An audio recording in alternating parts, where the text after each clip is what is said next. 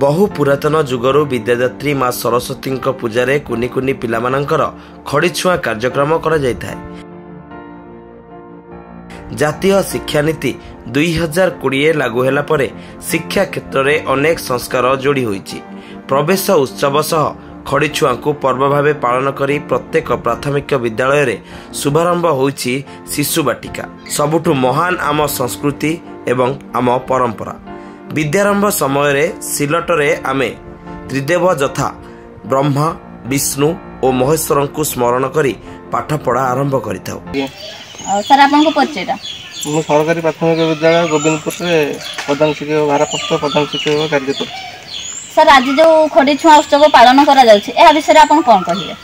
खड़ीछुआ होछि पिला तार प्रथम तार मूलदुआ माने ये करिवो माने हमरा शिशु बाटिका प्रथम थर पर खोलती 5 वर्ष उपरू जे से प्रथम शिशु बाटिका 3 एडमिशन करेंगे से प्रथम श्रेणी पिला खड़ीछुआ सरकार व्यवस्था कर।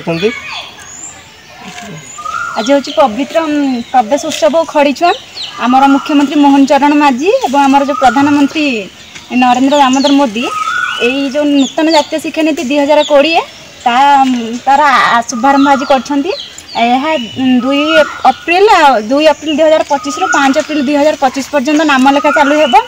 आ समस्त आम गाँव जिते अच्छा पितामाता निज निज पिला आनिक नाम लिखातु। आठार कौन हो 5 वर्ष अधिक जो मैंने अच्छा से आसिक शिशु बाटिकार नाम लिखेबे और 6+ पिला जो मैंने आसिक प्रथम श्रेणी रे नाम लिखेबे। आ सब पिला ये आसिक नाम लिखाई आम स्वागत करूँ। आज सारा ओडिशार प्राथमिक विद्यालय गुड़िक खड़ीछुआ को पर्व भावे पालन करा जायछि। सेमिति केन्दुझर जिला रघुनाथपुर पंचायत गोविंदपुर सरकारी प्राथमिक विद्यालय ठारे खड़ीछुआ कार्यक्रम अनुष्ठित हो जायछि। एथिरे विद्यालयर समस्त शिक्षक शिक्षयित्री अभिभावक एवं कुनी कुनी कलिका माने जोग देथिले। शिशु माने आज तांको पितामाता सहित आसी विद्यालय रे खड़ीछुई विद्यारंभ करथिले।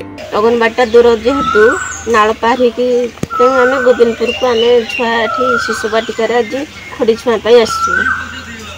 आपन छुआ को केते वर्ष होला? 5 वर्ष। आपन रघुनाथपुर रे स्कूल नहीं? स्कूल अच्छी किंतु नाल पार होगी जावाक पड़ुची जंगल भी पड़ुची किंतु छोट छुआ मान को नेबा पई सुविधा नहीं। आज खड़ीछुआ उत्सव पई आपन को केमती लागुची? बहुत खुशी लागुची। आगरु केबे एमती हेइतिला? ना ना इटा प्रथम थर होची। Bureau report Juhar community TV.